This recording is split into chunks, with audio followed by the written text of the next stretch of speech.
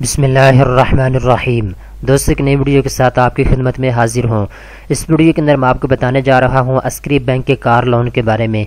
अगर आप अस्करी बैंक की जानिब से नई गाड़ी लेना चाहते हैं या फिर इस्तेमालशुदा गाड़ी लेना चाहते हैं तो आपको अस्करी बैंक ये सहूलत फराहम करता है कि आप 2 करोड़ रुपए तक की गाड़ी हासिल कर सकते हैं, 2 करोड़ रुपए तक की गाड़ी खरीद सकते हैं। ठीक है दोस्तों, ये आपके ऊपर डिपेंड करता है। 20 लाख की गाड़ी लेना चाहते हैं, 10 लाख की, 50 लाख की, 1 करोड़ की, 1.5 करोड़ की, आपके ऊपर डिपेंड करता है कि आप कितने पैसों की गाड़ी लेना चाहती हैं अस्करी बैंक की जानिब से। ठीक है दोस्तों, मेल और फीमेल इसके लिए अप्लाई कर सकते हैं। बाकी इसके जो तफसीलात हैं, एलिजिबिलिटी क्राइटेरिया क्या है, कौन कौन से डॉक्यूमेंट्स की आपको ज़रूरत होगी, अप्लाई करने का तरीकाकार क्या है, इस वीडियो के अंदर मैं आपको मुकम्मल तफसीलात के साथ बताने वाला हूँ। ठीक है दोस्तों, तो आपने क्या करना है, लिंक को ओपन कर लेना है। डिस्क्रिप्शन के अंदर मैंने लिंक दिया हुआ है, अगर आप उसको ओपन करेंगे तो इस वेबसाइट के ऊपर आप आ जाएंगे। तो यहाँ पे मजीद तफसीलात दी हुई हैं, अगर आप खुद पढ़ना चाहें तो आप यहाँ आके पढ़ भी सकते हैं। ठीक है दोस्तों, तो सबसे पहले नंबर पे हम डिस्कस कर लेते हैं एलिजिबिलिटी क्राइटेरिया को। इसमें हम देखेंगे कौन आदमी है जो अप्लाई कर सकता है, कौन आदमी है जो अप्लाई नहीं कर सकता कार लोन के लिए। ठीक है दोस्तों, तो सबसे पहले नंबर पे यहाँ पे आपको दोस्तों बता दिया गया है,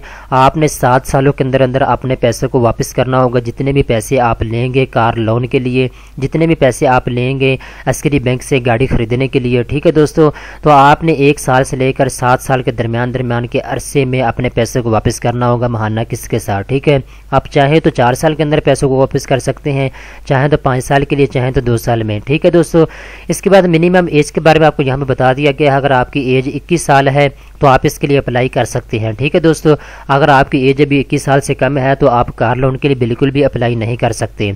अब हम दूसरे नंबर पे दोस्तों बात कर लेते हैं वो अफराद जो कि सैलरी पर्सन है, किसी कंपनी के अंदर जॉब करते हैं, तो उनकी अगर महाना तनख्वाह जो है 25,000 रुपये है तो इसके लिए अप्लाई कर सकते हैं। लेकिन आपने यहाँ पे एक चीज़ और नोट करनी है, अगर आप एक ही कंपनी के अंदर परमानेंट जॉब कर रहे हैं 1 साल से 2 साल से, तो आपकी महाना तनख्वाह अगर 25,000 रुपये है तो आप अप्लाई कर सकते हैं।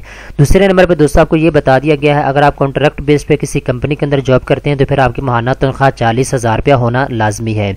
ठीक है दोस्तों, इसके बाद आप नीचे आ जाते हैं तो यहाँ पे आपको बता दिया गया, अगर आप कस्टमर हैं ब्रांच के, किसी भी ब्रांच के अस्करी बैंक की, तो फिर आपकी महाना अगर 40,000 रुपया है तो आप गाड़ी के लोन के लिए अप्लाई कर सकते हैं। अगर नॉन कस्टमर हैं तो फिर आप 65,000 रुपये एवरेज बैलेंस आपका होना लाजमी है। ठीक है, इसके बाद आपने नीचे आना है, यहाँ पे आपने एक चीज़ आपको बताई गई है, आपने इसको बिल्कुल भी इग्नोर नहीं करना, इसको आपने मद्देनजर रखना होगा। इसके बाद दोस्तों आपने नीचे आना है, यहाँ पे आपको बता दिया गया है मिनिमम एम्प्लॉयमेंट सैलरी जो है इसमें 1 साल 6 महीने का आपके साथ होना लाजमी है। यानी अगर एक ही कंपनी के अंदर आप 1.5 साल से काम कर रहे हैं, नौकरी कर रहे हैं, तो आपके पास उसका प्रूफ होना चाहिए, तो आप इसके कर्जे के लिए अप्लाई कर सकते हैं अगर आपके साथ ऐसा है तो। ठीक है दोस्तों, इसके बाद ब्रांच के अगर कस्टमर हैं तो फिर आपका 1 साल है सेम प्रोफेशन के अंदर आप अगर काम कर रहे हैं तो, यानी अगर आप सरकारी नौकरी कर रहे हैं तो एक महकमे के अंदर आपको 1 साल हो चुका है जहां भी आप जॉब कर रहे हैं तो आप अप्लाई कर सकते हैं कार लोन के लिए। अगर आप नॉन ब्रांच कस्टमर हैं, यानी किसी किस्म का कोई बिजनेस करते हैं, किसी खास प्रोफेशन के अंदर आप काम करते हैं, तो फिर आपका उसमें भी 1 साल होना लाजमी है। यानी आपके पास कोई ऐसा लेटर हो, आपके पास कोई सबूत हो जो ये शो करे कि ये बंदा एक ही प्रोफेशन के अंदर 1 साल से काम कर रहा है। ठीक है दोस्तों, इसके बाद दोस्तों आपने नीचे आ जाना है, यहाँ पे आपको अमाउंट के बारे में बता दिया गया है, आप 20 मिलियन यानी 2 करोड़ रुपए तक आप पैसे ले सकते हैं कार लोन के लिए। ठीक है दोस्तों, कार लोन आप कितना ले सकते हैं, 20 मिलियन रुपीस तक। ठीक है, इसके बाद आप नीचे आ जाएंगे, यहाँ पे आपको बता दिया गया है आप किसी भी किस्म की गाड़ी ले सकते हैं। अगर आप नई गाड़ी खरीदना चाहें तो वो भी ले सकते हैं, अगर आप इस्तेमालशुदा गाड़ी लेना चाहें तो आप वो भी ले सकते हैं। यहाँ पे दोस्तों एक चीज आपने नोट करनी है, अगर आप 1800 सीसी की गाड़ी लेना चाहते हैं तो फिर 20% जो पैसे होंगे वो आपने बैंक को पहले से जमा करवाने होंगे। ठीक है दोस्तों, अगर आप 1800 सीसी से ऊपर की गाड़ी लेना चाहते हैं तो फिर 30%। ठीक है, ये आपकी अमाउंट जो है ये बैंक के पास पड़ी रहेगी। ठीक है दोस्तों, तो जैसे जैसे आपकी किस्तें आगे आती जाएंगी, बैंक के पास जमा होती जाएंगी, तो वैसे वैसे जी जो पैसे होंगे आपकी ये कटौती इसमें होती रहेगी।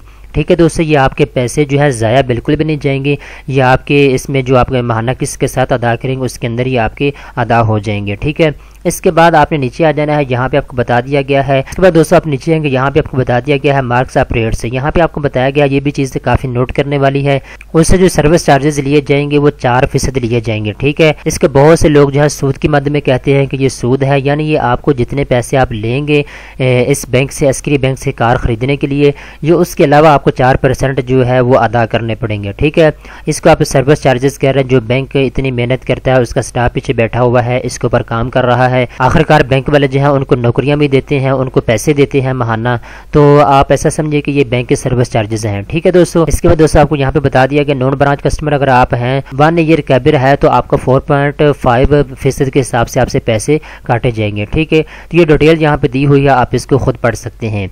ठीक है दोस्तों, इसके बाद आपने नीचे आ जाना है। यहाँ पे दोस्तों आपने क्या करना है, अगर आप चेक करना चाहते हैं कि आपको महाना कितने पैसे अदा करना पड़ेंगे अगर आप नई गाड़ी लेते हैं अस्करी बैंक की जानिब से, तो आप यहाँ पे कैलकुलेट कर सकते हैं और नीचे जो है आपके पास अमाउंट आ जाएगी कि आपने महाना कितने पैसे अदा करना होंगे। मैं आपको एक मिसाल दे देता हूँ ताकि आपके लिए आसानी पैदा हो जाए। ठीक है, आपने यहाँ पे इनको बताना होगा आप नई गाड़ी लेना चाहते हैं या फिर इस्तेमाल शुदा, तो आप नई गाड़ी को यहाँ पे सिलेक्ट कर लें। अगर आप नई गाड़ी लेना चाहते हैं तो यहाँ पे आपने इनको बताना होगा मोर देन 6 मंथ आपको दिए जाते हैं, तो आपने 6 मंथ को यहाँ पे सेलेक्ट कर लेना है। ठीक है दोस्तों, इसके बाद आपने नीचे ना यहाँ पे इनको बताना होगा कि आप सैलरी पर्सन है, तो आपने इनको यहाँ पे बताना होगा अगर आप सैलरी पर्सन है तो आप सैलरी के ऊपर क्लिक कर दें, अगर आप बिजनेस करते हैं तो फिर आपने दूसरे के ऊपर क्लिक करना होगा। इसके बाद आपने नीचे आना, यहाँ पे दोस्तों आपने इनको बताना होगा यानी जो आप गाड़ी खरीदना चाहते हैं वो कितने पैसों की खरीदना चाहते हैं, कितने पैसे आप लोन लेना चाहते हैं, कर्जा लेना चाहते हैं अस्करी बैंक से, तो यहाँ पे आपने इनको बताना होगा। तो मैं यहाँ पे रख देता हूँ अपनी मर्जी से। ठीक है, इसके बाद आपने नीचे आना है, यहाँ पे दोस्तों आपने इनको बताना होगा इक्विटी के बारे में। ठीक है, तो आप मैं यहाँ पे 20% रख लेता हूँ। इसके बाद नीचे आपने आ जाना है, यहाँ पे दोस्तों आपको बता दिया गया है कि आपने कितने साल के लेना चाहते हैं, तो मैं यहाँ पे 7 साल रख लेता हूँ। इसके बाद आपने यहाँ पे कैलकुलेट के ऊपर क्लिक कर देना है। दोस्तों आप यहाँ पे नीचे देख सकते हैं मुकम्मल डिटेल आपके सामने ओपन हो चुकी है। ठीक है दोस्तों, यहाँ पे सारी डिटेल आपके सामने आ चुकी है कि जो गाड़ी की कीमत है वो कितनी है, आपने कितने पैसे महाना कितने अदा करना होंगे, कितने सालों में अदा करना होंगे। ठीक है, मुकम्मल तफसीलात आपके सामने नीचे आ चुकी है। ठीक है दोस्तों, इस तरीके के साथ आप खुद भी चेक कर सकते हैं। अब दोस्तों हम बात कर लेते हैं डॉक्यूमेंट्स की, कौन कौन से डॉक्यूमेंट्स की आपको ज़रूरत होगी जब आपने अप्लाई करना है कर्जे के लिए। तो सबसे पहले नंबर पे आपने फॉर्म को फिल करना होगा, दरख्वास्त जमा करवानी होगी बैंक के अंदर। ठीक है, इसके बाद CNA की कॉपी आपने साथ लगाना होगी, सैलरी स्लिप आपके पास है तो आपने वो लगाना होगी, ये लाजमी होती है। ठीक है, इसके बाद अगर आप बिजनेस करते हैं तो आपके पास प्रूफ इनकम होना चाहिए कि वाक़तन बंदा बिजनेस कर रहा है, आपके पास प्रूफ होना चाहिए अपने बिजनेस का। बैंक स्टेटमेंट आपके पास होना लाजमी है। ठीक है, उसकी कॉपी आपने साथ लगाना होगी। ठीक है, इसके बाद आपको यहाँ पे बता दिया गया है कि आप यूटिलिटी बिल जो है उसकी कॉपी भी आपने साथ लगाना होगी अपने दरख्वास्त के साथ। 2 फोटो आपने अपने साथ लगाना होगी पासपोर्ट साइज। ठीक है, इसके बाद दोस्तों बायोमेट्रिक वेरिफिकेशन आपकी होगी वहाँ पे। ठीक है, बैंक के अंदर। तो ये चंद एक चीज़ें हैं, चंद एक डॉक्यूमेंट्स हैं जिनका आपके पास होना लाजमी है। अब दोस्तों फाइनल बात आ जाती है हाउ टू अप्लाई, आपने अप्लाई कैसे करना है। 2 तरीके हैं अप्लाई करने के। नंबर 1 आप इनके बैंक में ब्रांच में चले जाएं, किसी भी अपने इलाके की ब्रांच के अंदर, वहाँ जाके आप अप्लाई कर सकते हैं। दूसरा तरीका ये आपने यहाँ पे क्लिक करना है, इसके बाद आपके सामने ये थोड़ा सा इनका फॉर्म आ जाता है, यहाँ पे आपने फॉर्म को फिल करना होगा। ठीक है, यहाँ पे अपना फर्स्ट नेम लिखेंगे, लास्ट नेम, बाकी डिटेल जितनी भी आपसे पूछेगी आपने इसको लिखने के बाद सबमिट कर देना है। ये लोग खुद आपसे रब्ता करेंगे, आपसे तफसीलात पूछेंगे और उसके बाद आपको दोबारा से बैंक में जाना होगा मज़ीद तफसीलात के लिए, जो आपने फॉर्म को फिल करना होगा। जब आप मुतमिन हो जाएंगे कि मैं अप्लाई करना चाहता हूँ, गाड़ी लेना चाहता हूँ अस्करी बैंक की जानब से, तो आपको एक मरतबा बैंक में लाजमी जाना पड़ेगा। ठीक है दोस्तों, तो मज़ीद तफसीलात अगर आप जानना चाहते हैं तो मैंने लिंक डिस्क्रिप्शन के अंदर दे दिया, आप उसको ओपन करके इस वेबसाइट के ऊपर आ सकते हैं। मैंने चंद एक चीज़ें मिस इसलिए की हैं कि वीडियो काफ़ी ज़्यादा लंबी हो जाती है, तो फिर दोस्त एतराज़ करते हैं सर वीडियो काफ़ी लंबी हो चुकी है, तो मैंने अहम पॉइंट आपको बता दिया है जिनका जानना आपके लिए लाजमी और ज़रूरी था। दोस्तों उम्मीद करता हूँ ये वीडियो आपको पसंद आई होगी। इस तरह की मज़ीद अच्छी वीडियो देखने के लिए चैनल को सब्सक्राइब कर